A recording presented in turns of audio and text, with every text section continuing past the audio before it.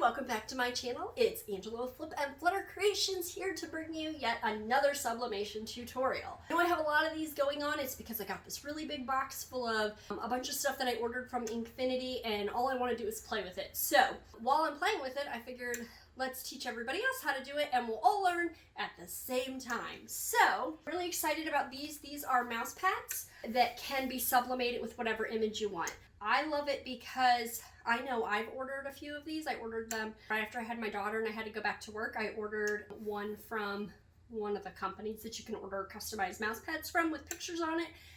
And it was like an arm and a leg for a mouse pad. So I'm really excited because these from Inkfinity, I think the neoprene ones you can get for like $2.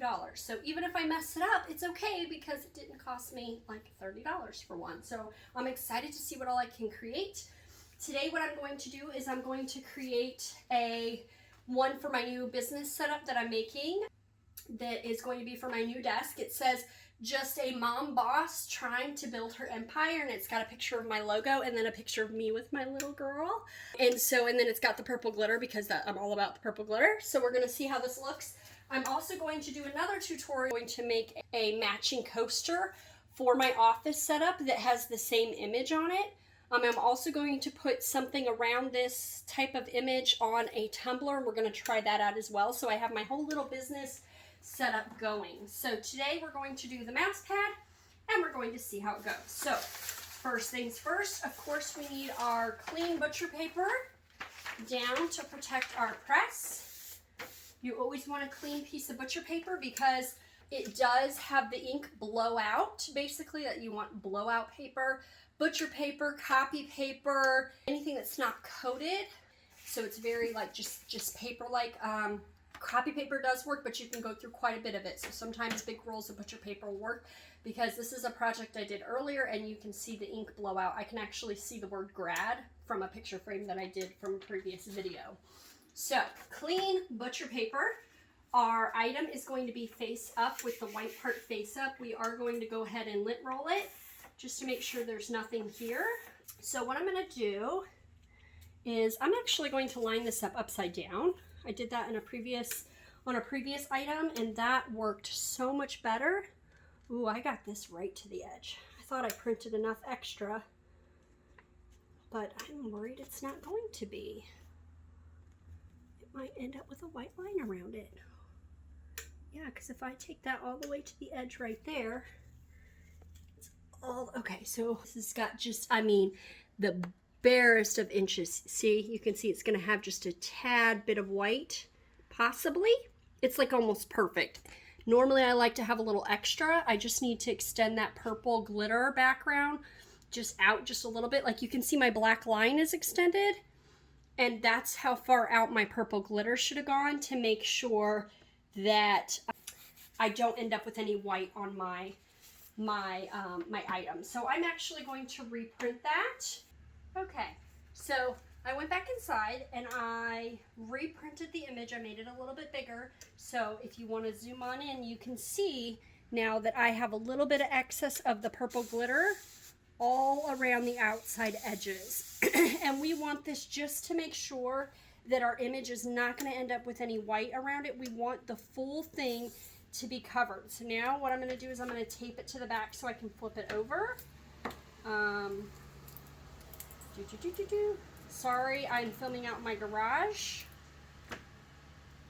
and it just rained, so every time a car passes it's even louder than it normally is, but I wanted to go ahead and finish this up so that I could show you what this is going to look like. So I'm just going to kind of bend that there and get it really tight, tape that on the back, just try to that push down so that paper doesn't move. Oh, did I move that up and down a little bit? A little bit. Yep, I moved that when I did it. Whoopsies. Well, let's go back over.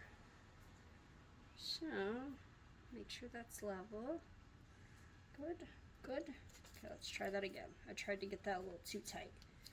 There we go. And I didn't hold the other side when I did it. There we go. There we go. And I'm just going to fold that side up. Now, some people do fold the top and the bottom down. I'm not going to, well, actually I'm going to do like I did in my previous video. In some of my other videos that I've done, I'm going to just tape it to the butcher paper. This is clean butcher paper on the bottom again. I'm going to tape it to the bottom. There we go.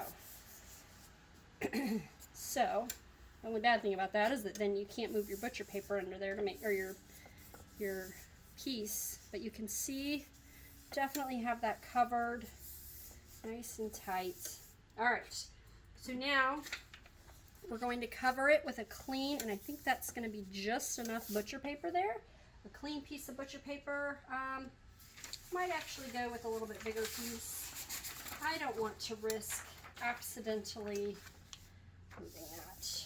Alright, now I did raise my machine up for the last project that I just completed, which was a wood picture frame, and I can link that video up above. So it may not have enough pressure. We're going to check.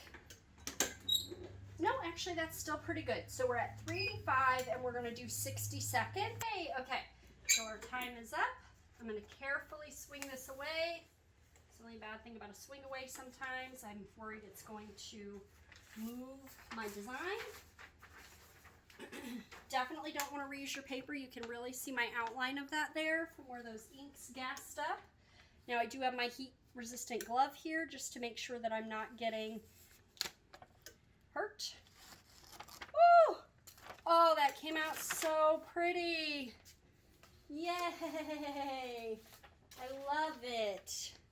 So, there we go. That came out gorgeous, and it is very hot because of the neoprene. I've got my logo, my picture of my beautiful little girl, and it says, just a mom boss trying to build her empire, which is what I am trying to do on a daily basis.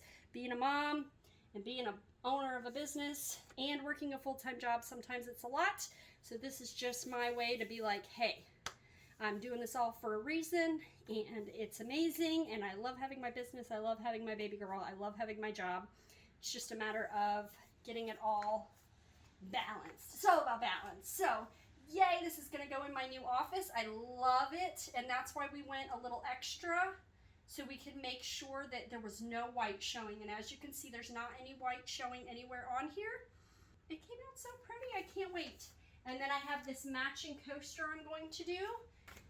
So I'll show that in my next tutorial, and I'm just going to show you how to do like just a wood MDF coaster, and then I'm going to have a matching set, and then I'm also going to make my tumbler that way, and I'm going to have this cool mom boss trying to build her empire with my little girl and my logo, this whole little set for my new office setup, which I'm going to show you guys later. So yay, I hope this video was helpful for you. I can't wait for you guys to go out and make your own mouse pads. It's a great present that you can give somebody. You can make these with full photos, you can make them with just a big logo, a beautiful beach scene, whatever you would like to do, and they make great gifts for anybody because just about everybody has to sit at a desk at some point or another. So yay! So hopefully this video was helpful for you. Don't forget to give it a thumbs up.